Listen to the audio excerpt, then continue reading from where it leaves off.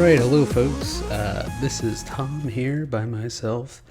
Figured I had some time, and sometimes when the rest of the gang are not around, I play a little bit of War Selection on my own in the free-for-all mode. So I thought I would give everyone a look at what a quick free-for-all looks like in War Selection. Again, we'll probably post some team comment in the future, or content in the future. But give us a like, comment, subscribe if you enjoy what you see here, and let's get to it. So I am the pink player here, as you can see. We're just getting started building some huts. I'm going to click the speed up a little bit faster because the Stone Age is kind of boring, but I'm making sure to get my warehouse in for my berries. And of course, at the beginning of every game, some guy just quits because they're either AFK or they don't feel like playing the game anymore. They've just decided waiting 3 minutes was just the exact activity they wanted to do, and they didn't need the actual game. As you can see, I'm going to slow down a little bit. I've already scouted this guy Red over here. I've seen that he doesn't have any fight pits, which is kind of the early transitional move. I've also seen he's already pretty far away from me, and just based on the layout of the map with the water all the way to the east, and me being in the bottom left corner, I'm reasonably confident I don't have anyone really close to me, and Red is probably my biggest threat. So since that's the case, I haven't thrown down any early fight pits, I haven't thrown down an early stone cutter. I've just started to go purely tech, and I am already working on teching to my first age, which in this case will be the Bronze Ages of Europe. I started out playing the game using the Asia tech tree, but have found I favor Europe. I've read online in various areas that a lot of people consider Europe to be kind of the meta at the moment. I would tend to agree. It just seems like the advantage of the strong units and economy of Europe outweighs the ability of Asia to produce what we like to call the instant army. There's still pluses and minuses. Pinto likes Asia. Fleming usually plays Western Europe like me. I recently unlocked the German civilization later on, so that's another reason I've been favoring this. You can see at this point I have put down my farm and I'm putting down 2 docks. I've also aggroed a mammoth over here, which was pretty stupid of me, but I didn't really know he was there. But fortunately, before he got to my workers, I was able to get my dock down. I also forgot to build a stone cutter because whoops. So I had to put down a forge after I got metal. And of course, like 10 minutes into the game, 9 minutes into the game, someone is saying hello, which is fun. This game does tend to be a little bit casual. You can see I've aggroed an alligator this time, so I'm just building some towers. Need the forge to throw down my towers, so that's why I made sure to get that as a priority. I don't have an army. Again, as you can see, I haven't found the need to put down any barracks. I'm running away from my alligator so that my tower can kill it. But I just didn't feel the need to get an early army, again, because Red is so far away from me, and because the rest of the world I haven't even found yet. It's a pretty big map. We're actually playing a 8-person free-for-all where 2 people have already lost. You can see in the chat the purple person was the second person to lose. I have no idea why. If I wanted to, I am in replay mode. I could go check out why, but it's a little bit more interesting if you actually look at what's going on in the base as we're going on. So you can see I've already queued up 6 barracks over here, along with more towers. So you can see I already have 5 towers in my base, and that's mostly just in case someone were to come attack my base. Then I have something to ward it off.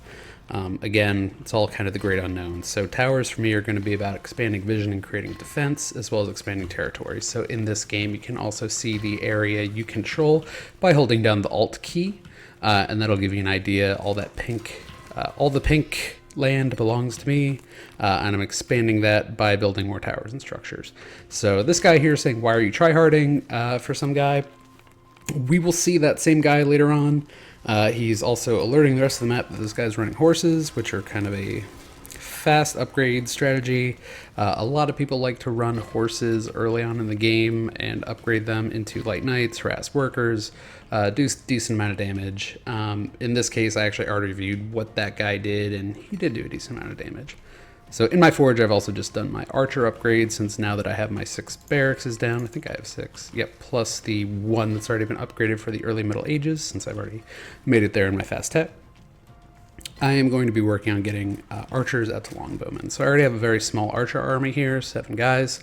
Fleming would probably call this a late build in terms of getting those archers out. He's pretty good about getting them out early. He's also a nearly pro RTS player and a ranked war selection competitive player, I guess you would call it. He is normally in the top 100, and he's just always been way better at RTS games than me. But again, building medieval towers, upgrading things. I'm mostly just getting my tech up so that when I do attack somebody, I know I'll win. You can see we've gotten more ships out. I get all the upgrades for the ships, speed, gathering ability, and I'm starting to expand my ability to gather stone and metal. And I'm pushing outside my base, again, expanding my territory, expanding the resources that I control. Because if I control them and I have towers where I know that other people aren't nearby, then I have better control of my internal resources. Which you can see at the top right, food, wood, metal. I'm doing relatively good on food as well as metal.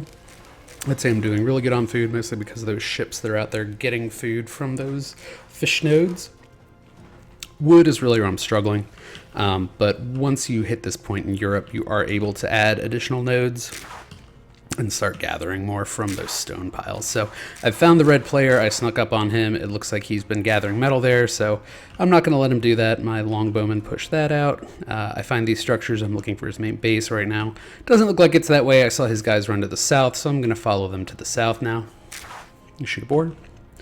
And there he is building mine, and I'm just going to shoot his guys. And he just quit immediately.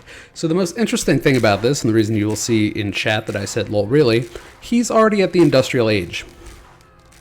I'm only in the early Middle Ages. Industrial Age is basically the end game.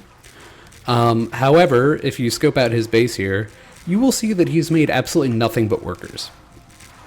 There's a hard line between doing what I do, just teching, in a situation where I feel pretty safe, and doing absolutely nothing to protect yourself. He had no towers. I don't think he even had a forge. The area that he detonated his main base in, which is right here, there was nothing else. I even checked afterwards. It was just that farm, a couple of those structures, the houses up here, and then the metal mine, and that was it. And his resources were really bad too, so I was very surprised that he was in the age that he was in, but you know, it happens. So I don't know what he was trying, but he was trying it. So anyway, now that I've eliminated my nearest threat, I'm back to just hacking. I have my longbowman out here just destroying some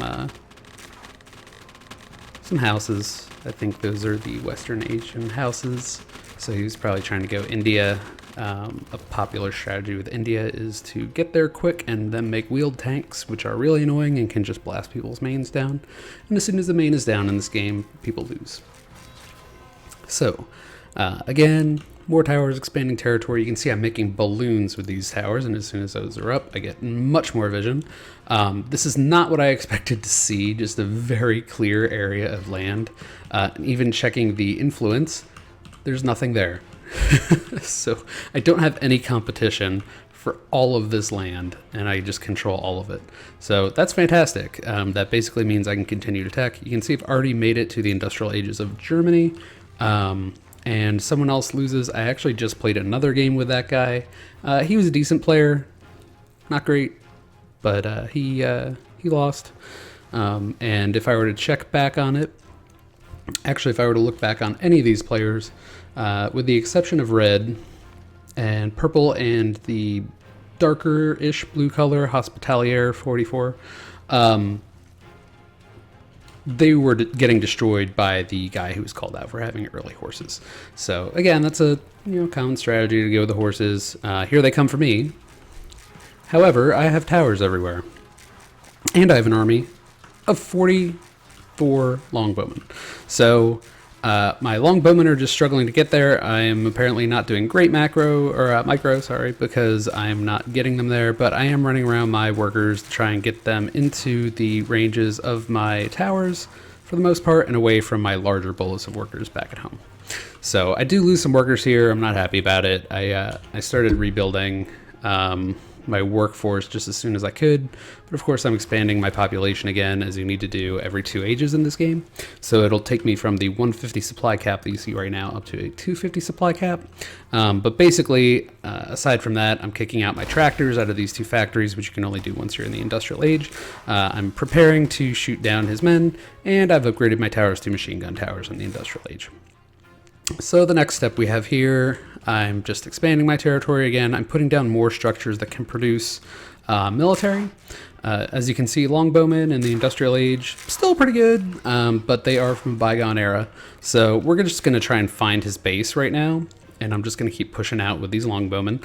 While back at my base, I'm continuing to expand. I'm building my machine gun towers out further so that if he runs down another group of light knights, I have a better chance of just shooting them along the way. He's probably just going to run them all the way and they'll probably die along the way.